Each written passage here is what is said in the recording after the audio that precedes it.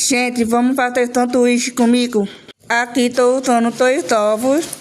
Pronto, já quebrei os ovos. Eita, gente, caiu de casca de ovo, vou tirar. E agora vou bater com o fouet. Vou mexer. Vou passar uma manteiga na sanduicheira. Agora vamos esperar ela derreter para poder colocar os ovos. Pronto, gente, eu bati. Vou colocar metade desse ovo na sanduicheira. Agora vou dar um tempinho. Vou pegar o pão de forma, vou colocar aqui. E agora vou colocar queijo mussarela. E agora vou colocar um pedaço de bolonhesa.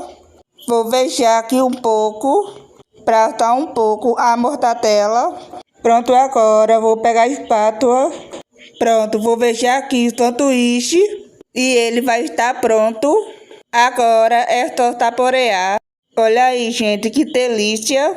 Não esquece de curtir e compartilhar essa delícia.